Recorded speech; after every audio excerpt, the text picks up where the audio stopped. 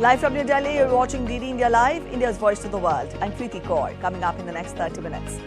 Indian government to introduce One Nation, One Election bill in the lower house of Parliament today. Upper house continues discussion on 75 glorious years of Constitution of India. Teenage girl shoots dead fellow student and teacher at Wisconsin school. Police says no known motive for the violence yet. Massive earthquake with a magnitude of 7.4 hits Vanuatu. Damages sustained to buildings and cars. Initial tsunami warning cancelled.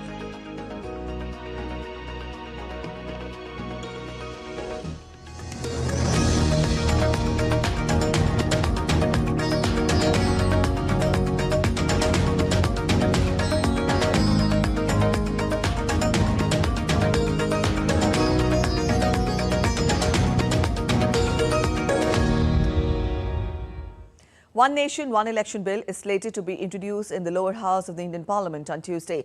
The bill, which provides for simultaneous elections, is in the listed agenda for the Lok Sabha for Tuesday with the name Constitution 129th Amendment Bill. It will be introduced by Law Minister Arjun Ram Meghwal.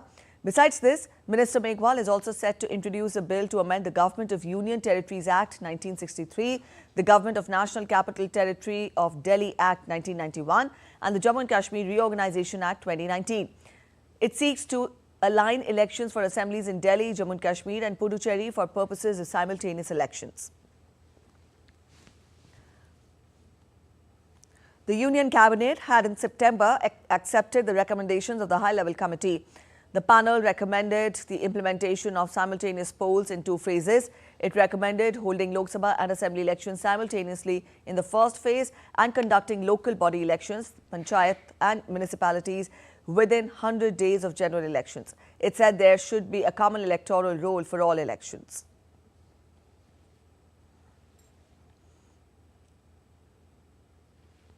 BJP MP Dr. Sanjay Jaiswal urged every parliamentarian to consider One Nation, One Election bill with an open mind. This is a historical bill and this is not a new bill. Our fathers of constitutions who were there in Constituent Assembly decided that the Lok Sabha elections and elections of all the states will be held together. And that happened for 20 years.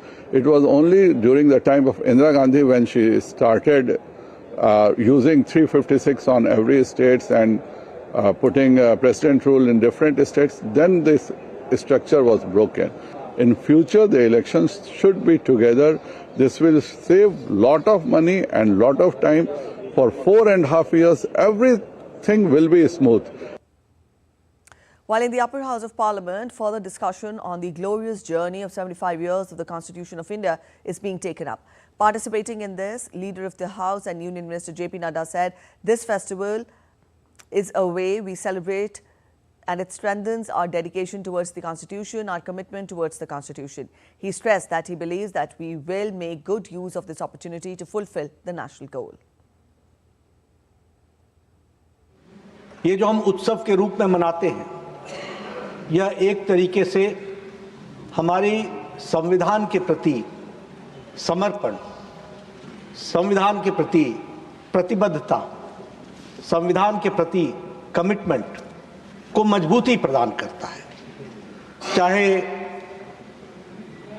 कोई सदन में उस तरफ हो चाहे इस तरफ हो, चर्चा, वाद विवाद और डिस्कशन, कुल मिलाकर के ये सारी डिस्कशन एक तरीके से हम सबको अपने संविधान को मजबूती देने में, कमिटमेंट के साथ खड़े होने में एक अवसर प्रदान करता है। All right, our correspondent Anil Thomas is joining us from the Parliament. Anil, good morning. Good afternoon, Anil. We've told our viewers about what all is being taken up in Parliament today.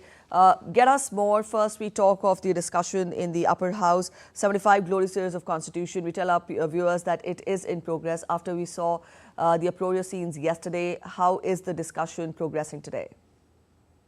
Good afternoon, Preeti. Well, very much the tone and tenor of how the discussion in the upper house has started on the second day, almost on the similar lines that we saw on the first day. the treasury benches, the opposition ready to listen to each other.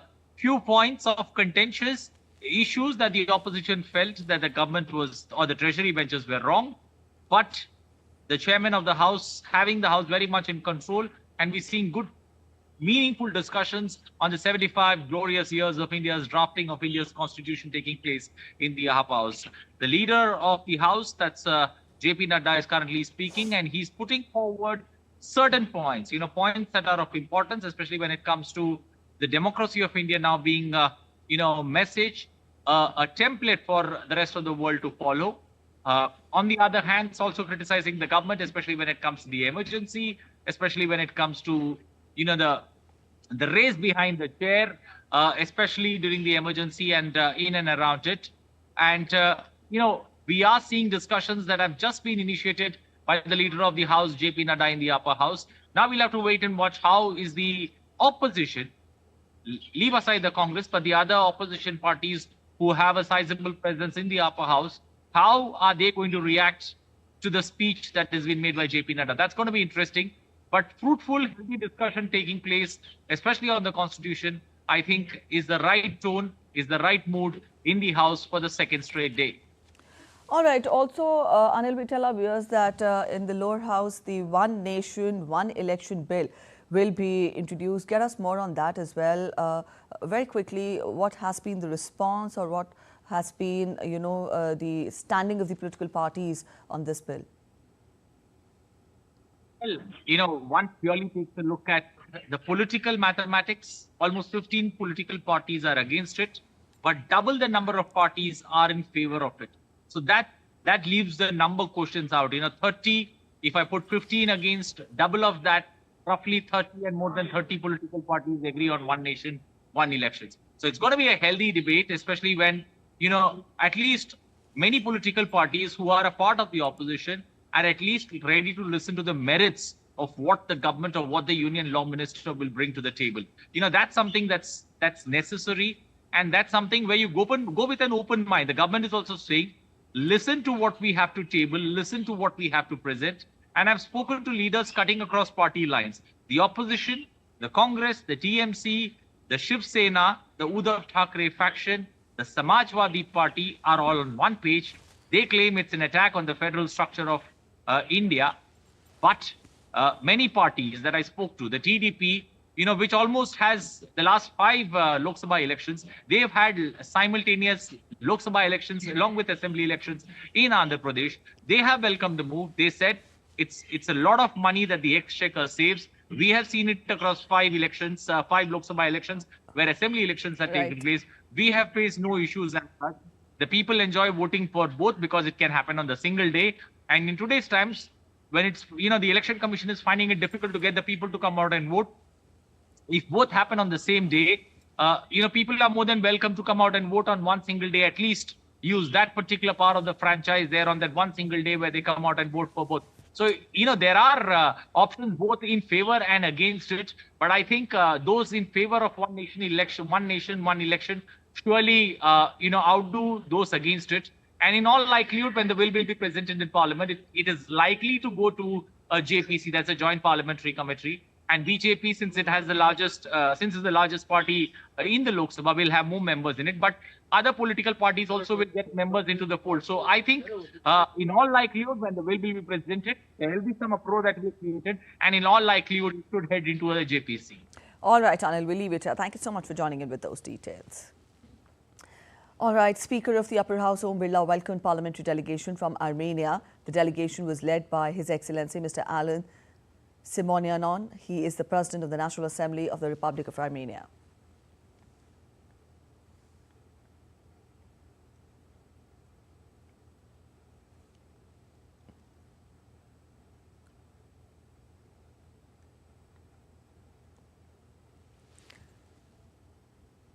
Indian Education Minister Dharmendra Pradhan today said that the government is making sincere efforts to make India a 21st century knowledge economy. Briefing media on transformation in India's educational landscape, Pradhan specifically talked about various measures being taken by the government, including reforms to ensure that the entrance examination system is error-free. He said that the High-Level Committee for National Testing Agency Reforms has already submitted its report to the Supreme Court. He added that reforms in the entrance examinations beginning January will ensure that the exam system is error-free. Reform के लिए high level committee बनी थी, उस committee की report आ गई है। उसको action taken report की तहत सुप्रीम कोर्ट में भी हमने उसको दे दिया है और उस रिपोर्ट की कुछ मुख्यांश भी आज आपके साथ शेयर करेंगे, हाइलाइट्स को शेयर करेंगे और जिससे मैंने आपको वादा किया था आज ही वो पब्लिक डोमेन में भी आ जाएगी। On the last day of his 3-day visit, Sri Lankan President Anura Kumara Dissanayake arrived in Gaya, Bihar. He offered prayers at the World Heritage Mahabodhi Mahavihara and visited the sacred Bodhi tree. Later, he visited 7 places associated with Lord Buddha within the temple complex. This was followed by ringing of the Dharma bell in Sadhana Udyan.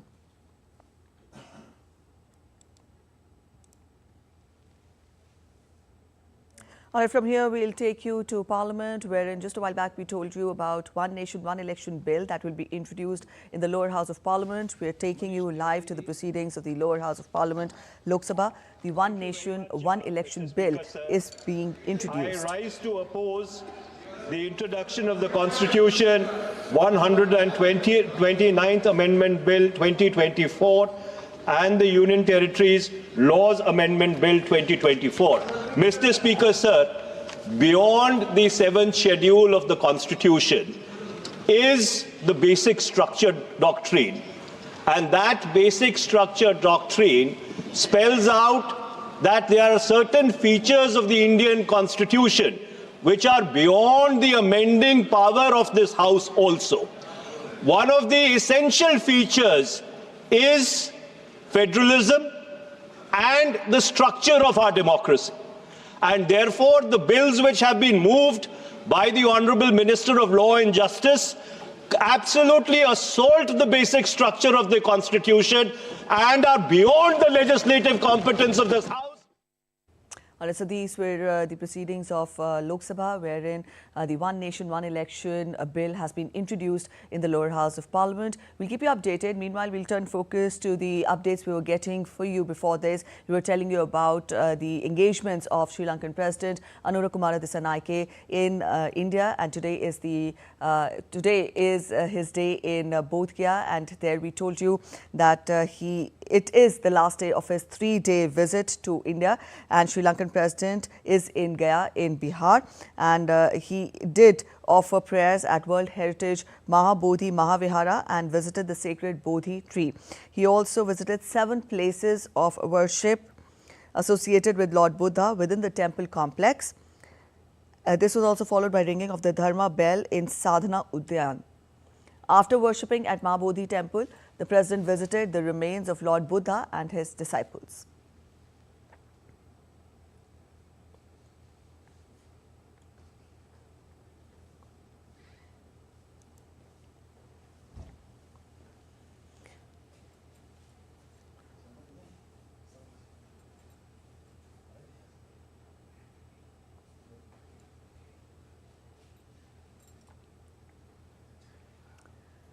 Meanwhile, the 11th edition of India-Sri Lanka bilateral maritime exercise begins today at Visakhapatnam. The 4-day exercise is being conducted in 2 phases, with first 2 days dedicated for harbour phase, while the next 2 will witness the sea phase.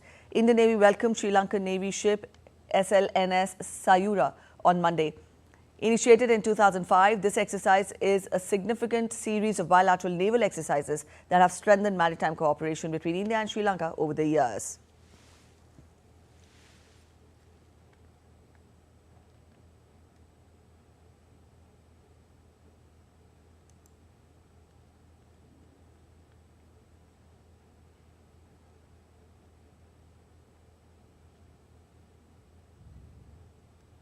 You're watching DD India Live. We're heading for a short break. But after the break, German Chancellor Olaf Scholz loses no confidence vote, paving way for early elections in February. New York judge rejects Donald Trump's bid to dismiss conviction in hush money case, says no immunity for unofficial acts. And we tell you ahead how Surat Diamond Bourse is picking up as a premier hub for trading rough and polished diamonds as it marks its first anniversary.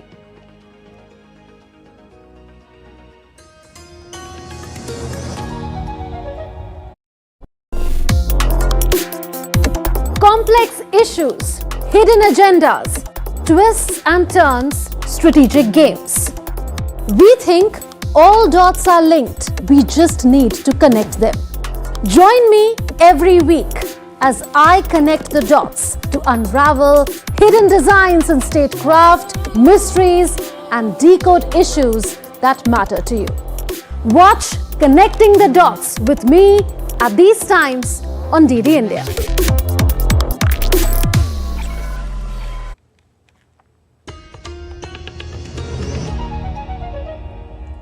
Welcome back. After the break, you're watching DD India Live. A 15-year-old girl killed a fellow student and a teacher, wounded several others before being found dead in the northern U.S. state of Wisconsin on Monday.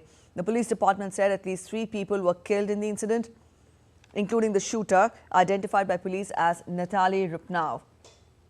The shooter was found dead inside the school when police arrived. At least 6 other people were wounded in the incident and were transported from the scene to area hospitals. The shooting took place in a mixed-grade study hall at Abundant Life Christian School, a private institution of some 400 students. President Joe Biden had been briefed on the shooting incident, and White House officials were in touch with local officials in Madison to provide any support needed. Today at 10:57 a.m., our team was called to the Abundant Life Christian School in reference to an active shooter. We know that 3 people are dead, including the suspect shooter. We know that the suspect shooter was a teenage student who attended the school. At this time, we're not releasing the age or gender of the student or any other identifying remarks about the student. 2 other people have died. That died were a teacher and a teenage student. 6 other people were injured. 2 students are now in critical condition in the hospital, and these injuries are considered life-threatening injuries. U.S. was rocked by school shootings once again on Monday. A shooting at a Christian school in Wisconsin has left at least 3 people dead. The shooting took place at Abundant Life Christian School. A girl was identified by the police as the prime suspect, who also died from self-inflicted wounds. Take a look at this report. The horrors of a school shooting again reared its ugly head in the United States. The rattle of gunfire emanating from a school is now certainly the most dreaded nightmare of parents in the US. 3 people died and 7 others wounded at the Abundant Life Christian School in Wisconsin. A 15-year-old female student was identified by police as the assailant who opened fire, killing a fellow student and teacher, and the suspected shooter was found dead. 2 remain in critical condition in the hospital. The assailant was a student at the school, and police cited evidence to suggest that she shot herself. They arrived to find multiple people suffering from gunshot wounds. 3 people, including the shooter, are dead. The shooter has now been identified as 15-year-old Natalie Rupnow, who went by the name Samantha. US President Joe Biden condemned the shooting as shocking and unconscionable and said the tragedy underscored yet again the need for tighter gun laws. He said in a statement that it is unacceptable that the US is unable to protect children from this scourge of gun violence. Monday's violence is the latest in a long line of school shootings in the United States, where guns outnumber people and attempts to restrict access to firearms face perennial political deadlock. Female US school shooters are exceedingly rare, but women and schoolgirls have been identified as assailants over the years. In the last 50 years, at least 4 planned school shootings have involved female attackers. The shooting happened in the final week of classes before students head to Christmas holidays. Bureau Report, DD India. A major earthquake hit Vanuatu's capital, Port Vila, on Tuesday, damaging buildings and cars with at least 1 person reportedly killed. The 7.2 magnitude earthquake has struck off the coast of Port Vila shortly after 3 p.m. New Zealand time.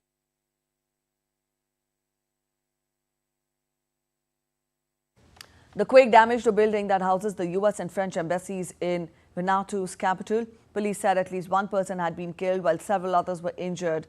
Also, the U.S. closed its embassy in Port Vila until further notice after it sustained considerable damage. New Zealand's High Commission building, which is co-located with the U.S., French and British missions, had also sustained significant damage. Australia's Foreign Minister Penny Wong said that Australia was closely monitoring the situation following the devastating earthquake. The quake, which occurred at a depth of 57 kilometers, was centered 30 kilometers west of Port Vila, the largest city in the island nation.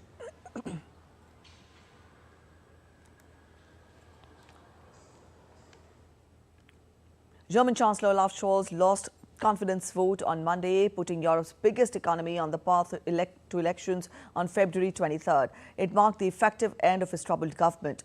Although the centre-left chancellor continues in a caretaker role and with a minority in parliament, Scholz lags badly in the polls behind conservative opposition leader Friedrich Merz, who heads the Christian Democratic Union of ex-chancellor Angela Merkel. Scholz had called the vote weeks after his coalition collapsed. Later on Monday, he asked President Frank-Walter Steinmeier to dissolve the legislature soon and asked voters to head back to the ballot box. We owe our citizens decency and seriousness, as I have already said, but the reason for my decision to end the coalition government was something else. It was caused by an even more important question, namely the question of whether and how we invest in our country. Powerful and determined or small-minded and despondent, everything else depends on this question. Our security, our future prosperity, the competitiveness of our economy, good work and education, and last but not least, social cohesion in the country. Coalition bickering over fiscal and economic woes came to a head when Scholz fired his rebellious FDP Finance Minister Christian Lindner on November 6th. The political turbulence has hit Germany as it struggles to revive a stuttering economy, faces major geopolitical challenges like Russia-Ukraine conflict, and heightens uncertainty over NATO after Trump's win. In the United States, a New York judge ruled on Monday against a bid by President-elect Donald Trump to have his conviction for covering up hush money payments to an adult star thrown out on immunity grounds. Trump's lawyers argued that having the case hang over him during his presidency would impede his ability to govern.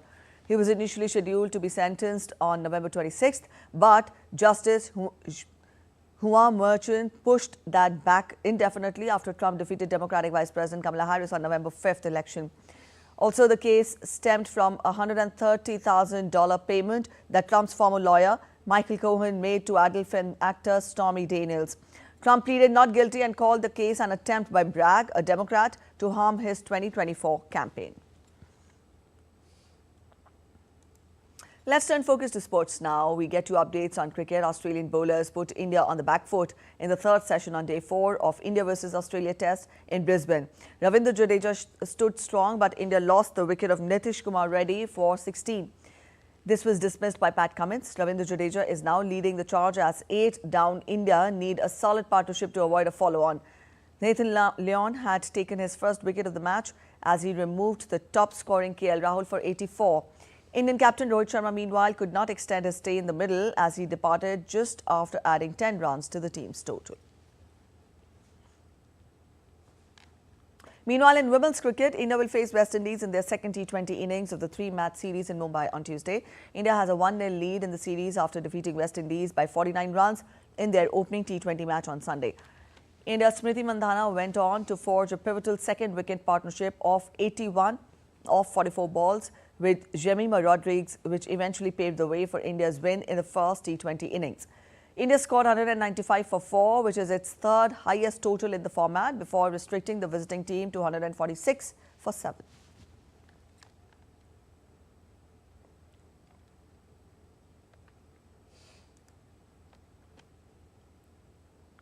All right, we'll get you a quick update on the top story we're tracking this hour. One Nation, One Election bill was introduced in the lower house of Indian Parliament on Tuesday. The bill provides for simultaneous elections with the name Constitution 129th Amendment Bill, and it was introduced by Law Minister Arjun Ram Meghwal. Besides this, Minister Meghwal also introduced a bill to amend the Government of Union Territories Act 1963, the Government of National Capital Territory of Delhi Act 1991 and the Jammu and Kashmir Reorganisation Act 2019. This bill seeks to align elections for assemblies in Delhi, Jammu and Kashmir and Puducherry for purposes of simultaneous elections. I beg to move for leave to introduce the Constitution 129th Amendment Bill 2024, further to amend the Constitution of India. ये item number 18 में है और item number 19 में जैसे आपने कहा, Honorable Speaker Sir, with your permission, I wish to move for leave to introduce the Union Territories Laws Amendment Bill 2024, further to amend the Government of Union Territories Act 1963, the Government of National Capital Territory of Delhi Act 1991, and the Jammu and Kashmir Reorganization Act 2019. ये मैं आपकी अनुमति से आपसे leave मांग रहा हूँ. Thank you, sir. India's public broadcaster Prasar Bharati has recently launched Waves, entering the field of OTT platform. Waves provides a complete infotainment ecosystem to digital media and OTT audience. If you also want great content for free, then download Waves today. With that reminder, we end this edition of DD India Live, but a quick more reminder to you, we'll be back with more news as it breaks here on DD India. I'm Preeti Kaur signing off, and from all of us here in Delhi, thanks for watching DD India Live.